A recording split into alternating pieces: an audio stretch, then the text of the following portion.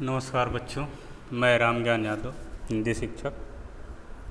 बच्चों, आप लोगों ने बाल महाभारत कथा से पिछले क्लास में कुंती के बारे में पढ़ा था और आज अगला अध्याय जो है भीम, इसके बारे में पढ़ेंगे। तो सबसे पहले बता दें, भीम जो है पांडवों के 5 भाई में एक थे। भीम पांडु के पुत्र थे और कुंती उनकी माता थी। तो इस अध्याय में जो है हम लोग भीम के बारे में पढ़ेंगे। जैसा कि मैंने पहले भी बताया था कि बाल महाभारत कथा में युद्ध वगैरह होने से पहले जो है मुख्य पात्रों के बारे में बताया गया है। कुंती, कर्ण, दुर्योधन, भीष्म, इन सारी चीज़ों में। तो इसी कड़ी में जो है आज भीम के बारे में हम लोग पढ़ेंगे।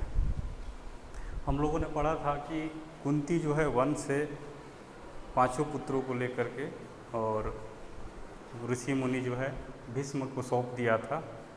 और अब जो है कौरवों के साथ जो दुर्योधन और धृतराष्ट्र के पुत्र थे सारे लोग, उन सबके साथ 5 पांडव भी हस्तिनापुर में मिलजुल करके रहने लगे। इसी बीच जो है 5 पांडव तथा धृतराष्ट्र के 100 पुत्र जो कौरव कहलाते थे, हस्तिनापुर के साथ साथ रहने लगे। हस्तिनापुर में यानी 5 पांडव और कौरव जो है धृतराष्ट्र के 100 पुत्र थे, दुर्योधन और बाकी सभी, उनको कौरव कहते थे। और पांडव के 5 पुत्रों को पांडव कहते थे, पांडु के 5 पुत्रों को। तो इस तरह से हम देखते हैं कि जब ये लोग हस्तिनापुर में रहने लगे तो सभी लोग जो है साथ साथ रहने लगे। खेल कूद, हंसी मजाक सब में वे साथ ही रहते थे। शरीर बल में पांडु का पुत्र भीम सबसे बढ़कर था। खेलों में वह दुर्योधन और उसके भाइयों को खूब तंग किया करता था। अब सभी भाई जो है अपने आपस में खेल कूद करते रहते थे।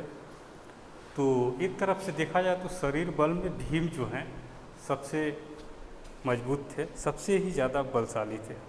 और वे खेल खेल में जो है दुर्योधन के और उसके सभी भाइयों को तंग किया करते थे। यद्यपि भीम मन में किसी से वैर नहीं रखता था।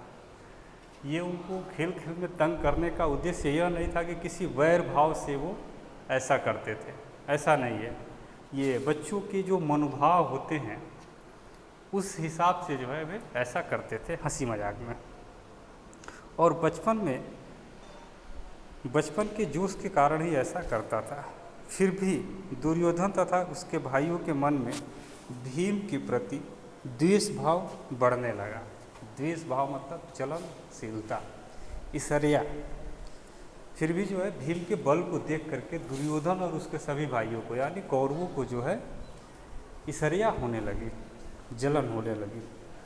इधर सभी बालक उचित समय आने पर कृपाचार्य से अस्त्र विद्या के साथ साथ अन्य विद्याएं भी सीखने लगे। अब जो है 5 पांडव और कौरव सभी मिल करके और हस्तिनापुर में जो गुरु थे कृपाचार्य, उनके पास जो है विद्याएं सीखते थे और सभी लोग जो है सीखने लगे। विद्या सीखने में भी पांडव कौरवों से आगे ही रहते थे। इससे कौरव और खींचने लगे, यानी इसमें भी पांडव जो है उन लोगों से आगे रहते थे, बहुत ही मन से रुचि के साथ जो है सीखते थे। तो इससे भी जो है कौरवों को जलन होने लगी। दुर्योधन पांडवों को हर प्रकार से नीचा दिखाने का प्रयत्न करता रहता था। भीम से तो उसकी जरा भी नहीं पड़ती थी। एक बार सब कौरवों ने आपस में सलाह करके यह निश्चय किया कि भीम को गंगा में डुबोकर मार डाला जाए और उसके मरने पर युधिष्ठिर, अर्जुन आदि को कैद करके बंदी बना लिया जाए। दुर्योधन ने सोचा कि ऐसा करने से सारे राज्य पर उनका अधिकार हो जाएगा। अब इन लोगों को जलन तो थी ही। अब सभी भाइयों ने मिल करके यह योजना बनाई कि भीम को जो है गंगा में डुबोकर मार देंगे। उसके बाद से अर्जुन को और अन्य भाइयों को जो है बंदी बना करके और पूरे राजपाट पर अकेले राज करेंगे। यह उनका विचार था। एक दिन दुर्योधन ने धूमधाम से जल क्रीड़ा का प्रबंध किया और 5 पांडवों को उसके लिए न्योता दिया। यानी एक दिन अब दुर्योधन ने योजना बनाया कि जल क्रीड़ा किया जाए, यानी गंगा में जो है खेलेंगे, स्नान करेंगे। और इसके लिए वह पांचों पांडवों को भी आमंत्रित किया। बड़ी देर तक खेलने और तैरने के बाद सबने भोजन किया और अपने अपने डेरों में जाकर सो गए। डेरों मतलब घर में। अब वहाँ पर गंगा में खेलने के बाद जो है सभी लोग धीरे धीरे जा कर के अपने घर खाना पीना खा करके और जहाँ रहने का प्रबंध था वहाँ पर वे लोग चले गए। दुर्योधन ने छल से भीम के भोजन में विष मिला दिया था, यानी दुर्योधन ने क्या किया था, जहर मिला दिया था भीम के भोजन में। सब लोग खूब खेले तैरे थे, सो थक थकाकर सो गए। भीम को विष के कारण गहरा नशा हो गया। वह डेरे पर भी न पहुंच पाया और नशे में चूर होकर गंगा किनारे रेत में ही गिर गया। अब उनको नशा हो गया था और वे अपने रहने के स्थान पर भी नहीं पहुंच पाए और गंगा में ही जो है ये गंगा के किनारे ही बालू पर गिर गए। उसी हालत में दुर्योधन ने लताओं से उसके हाथ पर बांध कर उसे गंगा में बहा दिया। लताओं से जकड़ा हुआ भीम का शरीर गंगा की धारा में बहता हुआ दूर निकल गया। अब यही तो दुर्योधन की योजना थी। उसने अब क्या किया कि देखा जब भीम जो है रेत में गिर गए हैं तो वह जो है लताओं से, वो पेड़ पौधे थे उधर, उसकी लताओं से जो है भीम के शरीर को बांध दिया, जकड़ दिया और गंगा में डाल दिया और वे बहते बहते बहुत दूर चले गए।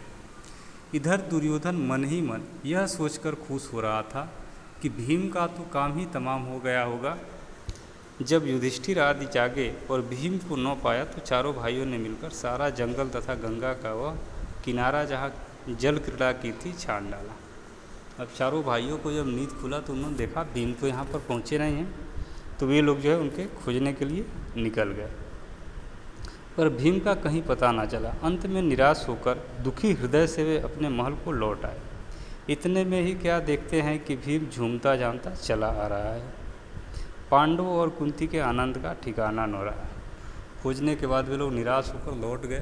तब तक पता चल रहा है कि भीम जो है वापस आ रहे हैं। सभी लोग बहुत खुश हुए। युधिष्ठिर कुंती आदि ने भीम को गले से लगा लिया, पर यह सब हाल देखकर कुंती को बड़ी चिंता हुई। उसने विदुर को बुला भेजा और अकेले में उनसे बोली, दुष्ट दुर्योधन जरूर कोई न कोई चाल चल रहा है।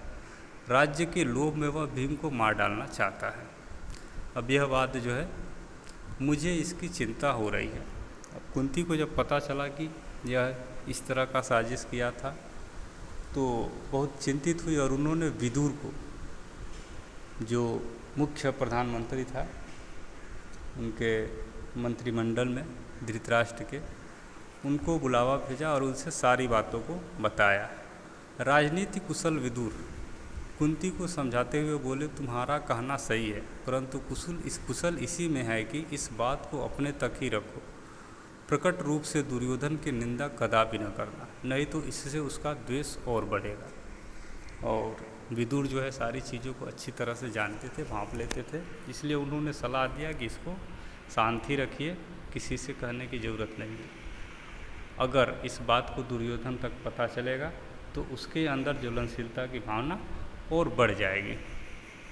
इस घटना से भीम बहुत उत्तेजित हो गया।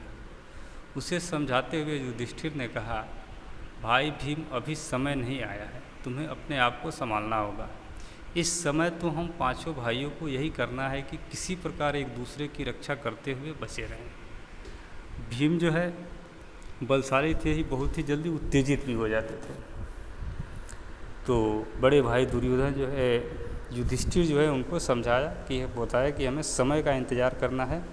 अभी जो है हमारे साथ तरह तरह के षड्यंत्र रचे जा रहे हैं, तो इस समय हम पांचों भाइयों को मिल करके एक दूसरे को बचाना है। भीम के वापस आ जाने पर दुर्योधन को बड़ा आश्चर्य हुआ, उसका हृदय और जलने लगा। और भीम जब वापस आ गए, दुर्योधन की योजना असफल हुई तो उसे बहुत ही दुख हुआ, बहुत ही आश्चर्य हुआ कि उसका कि कैसे ये बच गए इतनी योजना बनाने के बाद भी। और उसका हृदय और जलने लगा और उसकी ज्वलनशीलता की भावना और बढ़ने लगी। अब जो आगे वह क्या करेगा इसको देखेंगे। तो यह था भीम का परिचय, जिसके बारे में हम लोगों ने जाना। आगे जो है हम लोग देखेंगे। फिर आगे जो है अगला अध्याय है कर्ण, इसको पढ़ेंगे और समझेंगे। अभी पिछले कुंती का मैं प्रश्न उत्तर भेज दूंगा और इसको आप लोग अच्छे से देख लेंगे। धन्यवाद बच्चों।